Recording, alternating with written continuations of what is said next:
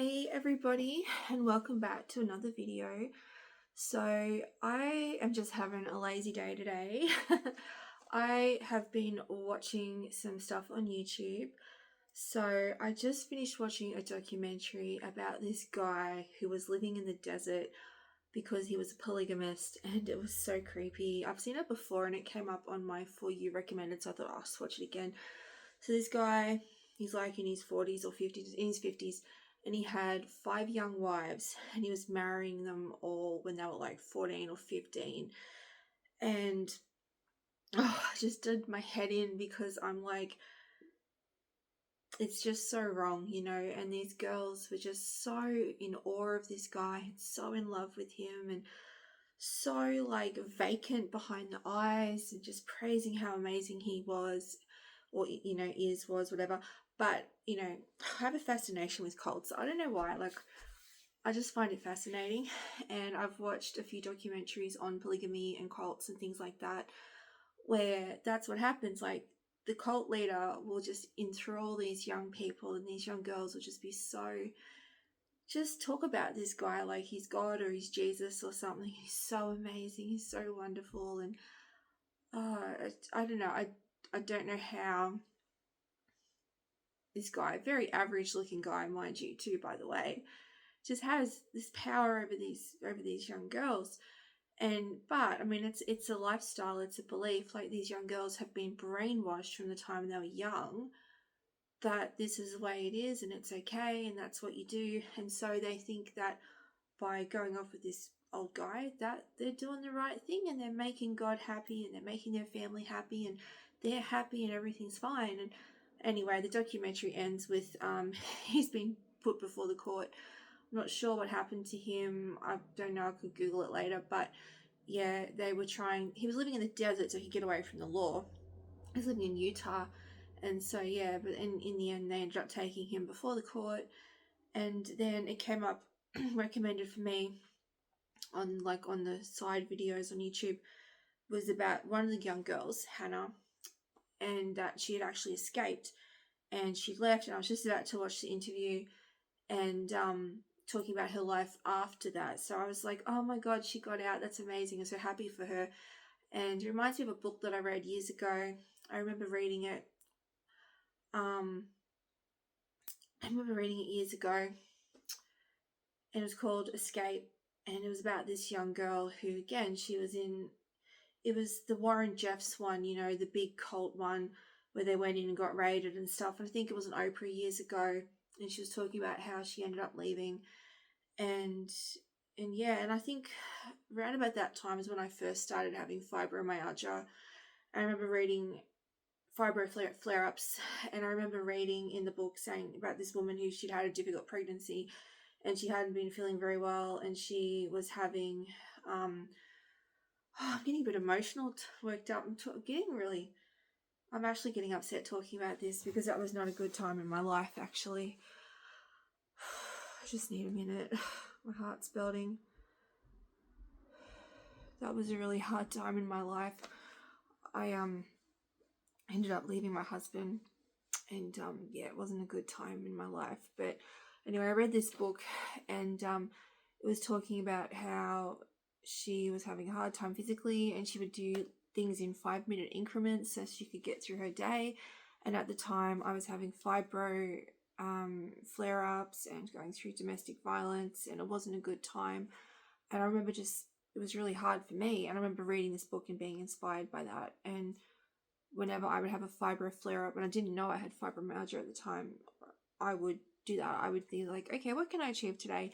And I would do things in 5-minute increments. And even now, I've carried that with me for the last 15, 18 years, however long it's been.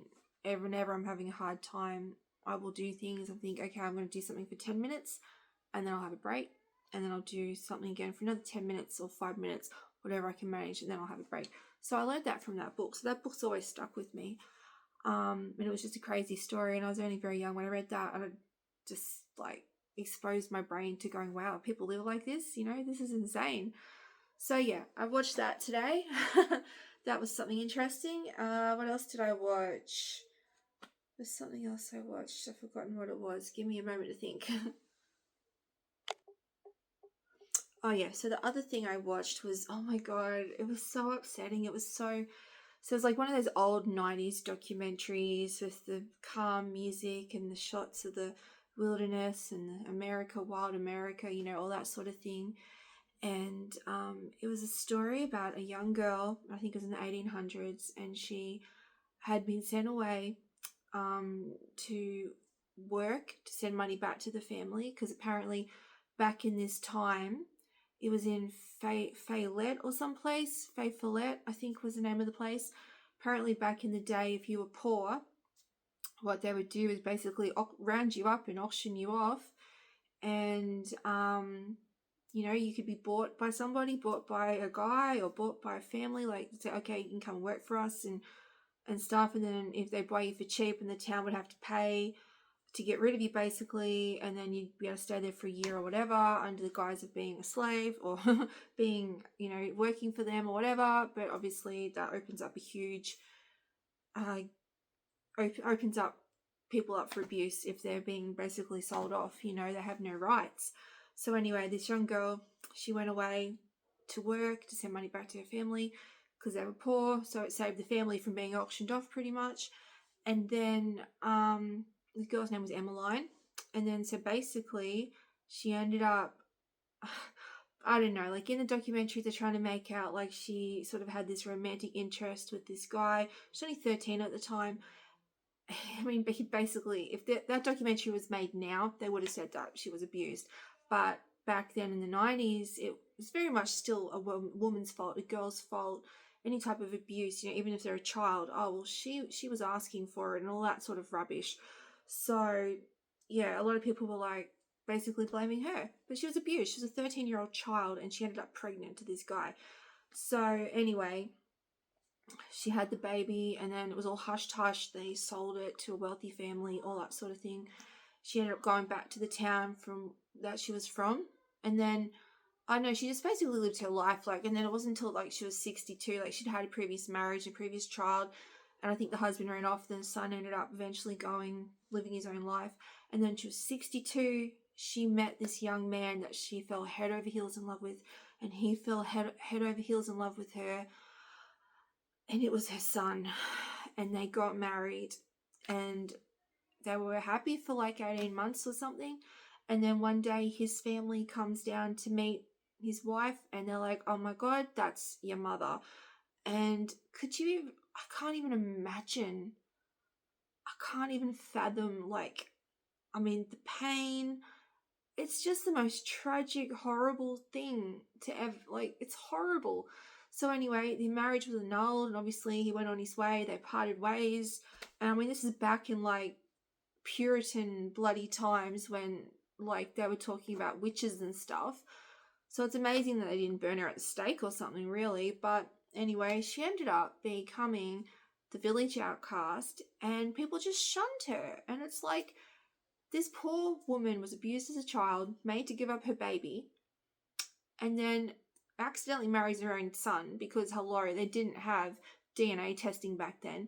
And there's been stories like that over the years, even now, where people are separated and their family are separated at birth or when they're young, and they're attracted to each other because they're similar. They've got that genetic thing where they know there's some type of attraction, but because they haven't been raised together, and they don't know what's going on, they don't realize the attraction's there because they're actually related, like just similar natures or whatever. But it's just so tragic.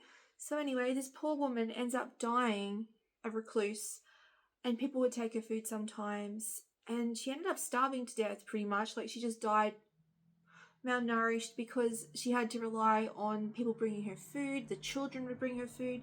They wouldn't allow the women of the village to bring her food because they didn't want the local women to get contaminated by this woman, this sinful woman. So the children were allowed to take her food, and then she had to go out and forage for berries and things. If she had to live on what she could find.